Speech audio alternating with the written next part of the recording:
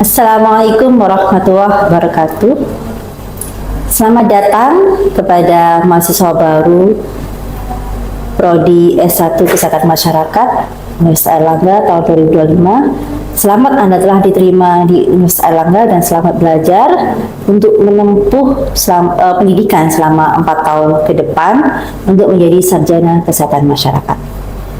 Perkenalkan kami dari Departemen Gizi untuk mengenalkan profil dari Departemen Gizi sebagai bagian dari Fakultas Kesehatan Masyarakat. Perkenalkan diri saya, nama saya Siti Raina Nabila. Saya Ketua Departemen Gizi Fakultas Kesehatan Masyarakat Universitas Airlangga.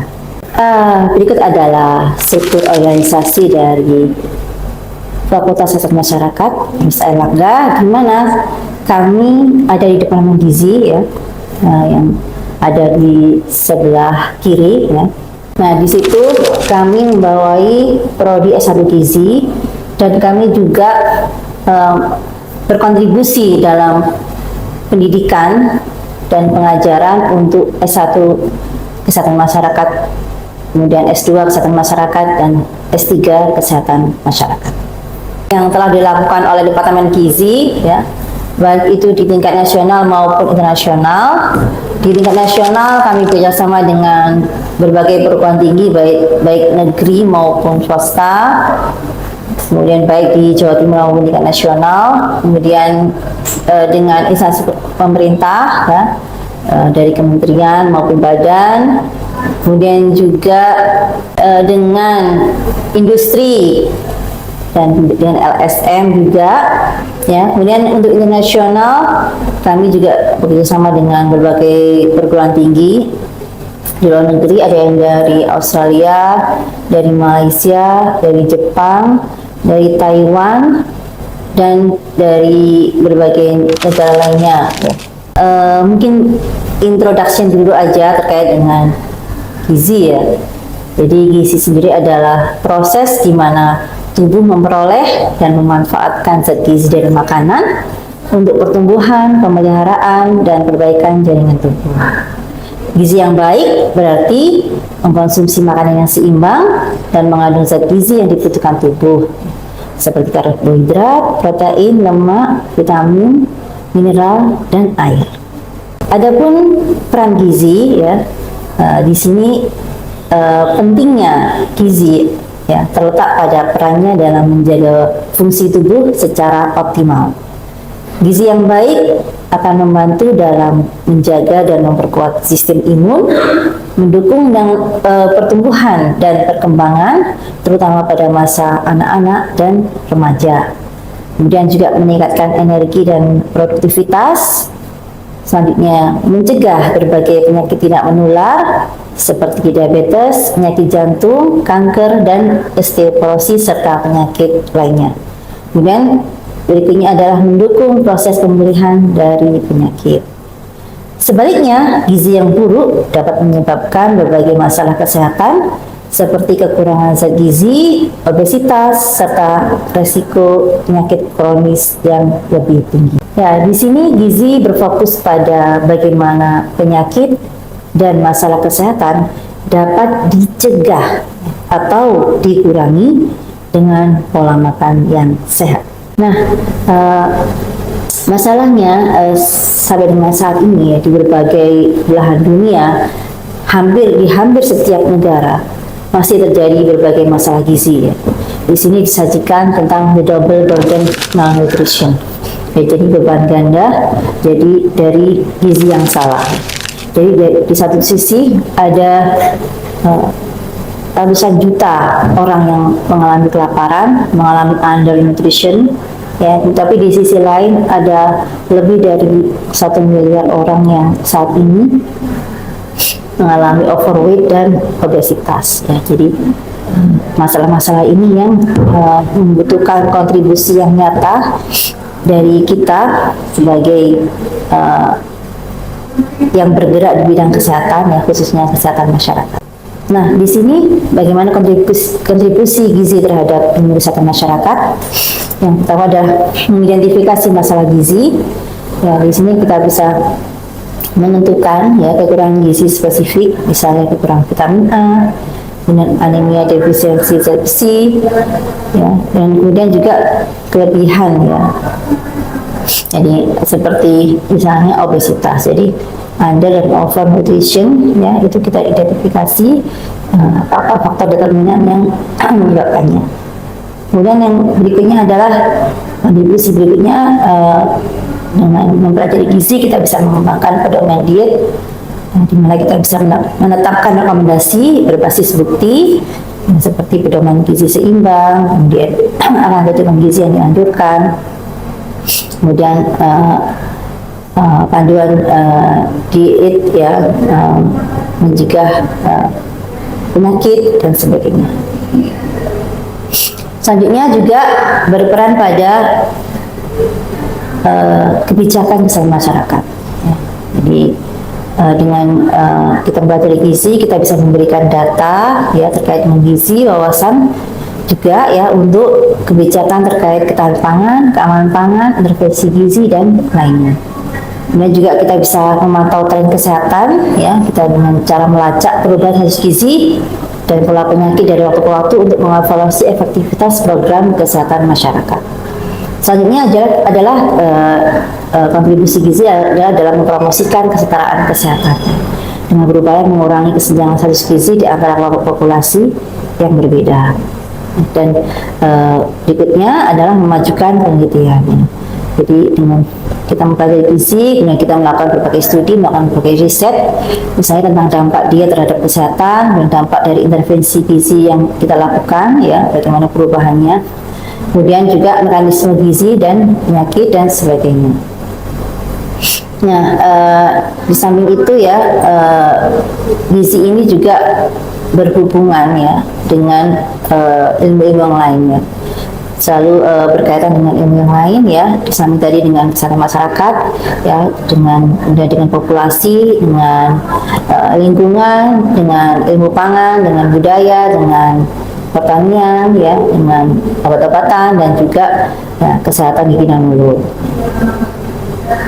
Adapun mata kuliah dari S1 kesehatan masyarakat yang berasal dari Departemen Gizi, diantaranya adalah dasar ilmu gizi yang disampaikan di semester 2, kemudian pengantar gizi masyarakat semester 3. Lainnya untuk yang mengambil minat gizi ada epidemiologi gizi, lalu ada praktikum gizi, ada gizi urban, ada teknologi pangan gizi, kemudian ada pendidikan gizi, ada keamanan pangan, ada metodologi penelitian ya, atau aplikasi ya, berupa praktikum metodologi penelitian.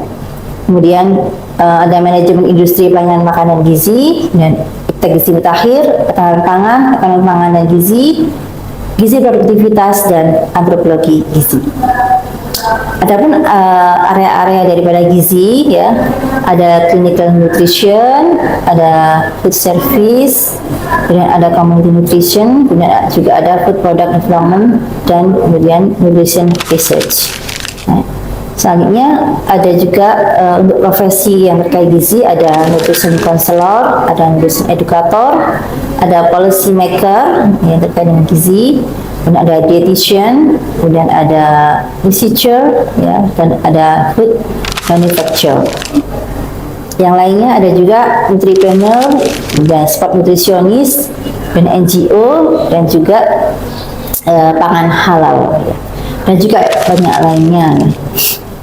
Nah, di sini kita bisa melihat ada tren yang menarik ya, di mana ada industri makanan minuman yang terjadi peningkatan ya, mulai dari tahun 2020 ya. Di sini yang semula hanya ada beberapa ya, yang kemudian akhirnya berkembang ya, ada berbagai makanan yang bisa kita lihat ya, seperti halal food, frozen food, ya, all you can eat, kemudian ASMR dan mukbang, kemudian food vlogger, bakery shop ya, kemudian chicken geprek, ada juga healthy food juga ya, ada dining out, Taiwanese effect ya, seperti boba, snack ya, dan sebagainya ya, yang kemudian ada juga food delivery ya, sehingga kemudian coffee revolution ya, ada ya artisan kulineri ya, coffee, bakery, tea, boba dan sebagainya yang itu menjadi perkembangan yang pesat yang kemudian bisa kita menjadi peluang juga ya untuk bisnis yang bisa diambil oleh calon sarjana kesehatan masyarakat yang mengalami minat gizi.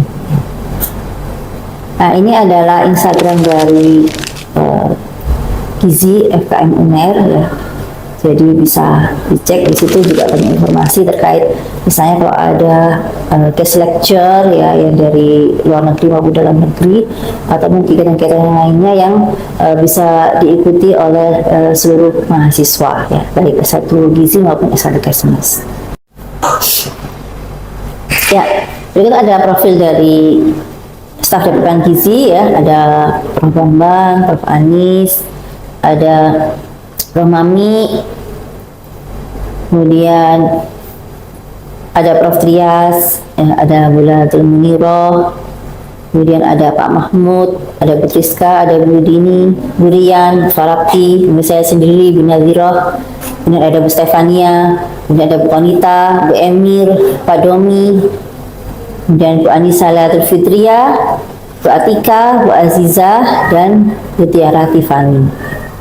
Lanjut, nah ini masing-masing dosen ada interest keilmuannya. Seperti Prof. Bambang ini interestnya adalah food biochemistry, lalu clinical trial dan clinical nutrition. Selanjutnya Prof. Mami adalah maternal nutrition, children nutrition dan public health. Dan Prof. Anis adalah food product development, functional food dan food security. Dan Prof. Trias adalah nutrition education, lifestyle dan community nutrition. Selanjutnya saya sendiri, saya Nazira, ketertarikan saya adalah pada community nutrition, lifestyle dan public health. Dan Latul Munirah, Ibu Latul Munirah dengan community nutrition, anthropology nutrition dan clinical trial. Dan Ibu Farapti dengan dietetics, nutrition biochemistry, dan juga community nutrition.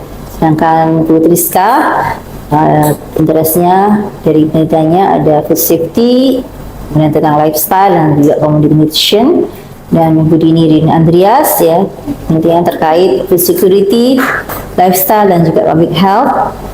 Selanjutnya Bu Rian Diana ya, terkait dengan food security, community nutrition, healthy lifestyle. Dan Pak Mahmud Aditya Rifki ada healthy lifestyle dan food formulation. Dan ada Ibu Stefania Widya dengan interest keilmuan di bidang dietetics, food science dan juga lifestyle. Dan Ibu Konita Rahmah yaitu interestnya pada dietetics, nutrition education dan psychometric study. Dan Pak Dominikus dengan interest keilmuannya pada food product development, dietetics dan eating behavior. Kemudian Bu Emi Reisa Isaura ya, interestnya pada food security dan community nutrition. Kemudian Ibu Anissa Latul Fitria, interest keilmuannya pada nutrigenomik dan dietetics. Dan Bu Azizah, interestnya pada community nutrition. Dan Bu Tiara, interestnya pada dietetics. Kemudian Bu Atika Anif, interestnya pada food service dan dietetics. Selanjutnya, ini ada Bu Dr. Sri Diningsih, beliau memang sudah pensiun, beliau senior kami, namun masih aktif mengajar juga ya. Yaitu beliau tertarik pada sport nutrition, maternal and children health, dan juga clinical nutrition. Nah, jadi kalau misalnya Anda ada kegiatan misalnya dekat pengajaran, penelitian dan juga di masyarakat ya yang terkait dengan yang interest keilmuan saya sebutkan tadi, bisa menghubungi masing-masing dosen tersebut. Nah, ini tadi adalah staf administrasi kami ya. Ada Ibu Evi Arfianti ya, beliau laboran gizi. Laboran gizinya ada dua, Ibu Evi Arfianti dan Ibu Asri Meidah. Kemudian untuk admin prodi S1 Gizi ada Bu Harlina dan Bu Sari. Kemudian untuk admin atau tendik ya, tendik dari Departemen Gizi ada Pak Ufron. Dan satu lagi ada Ibu Ratu Vermeza ya, beliau asisten dosen yang nanti akan segera sekolah dan kemudian jadi dosen. Selanjutnya berikut adalah sarana dan prasarana dari lab gizi di FKM UNER, ada lab antropometri ya.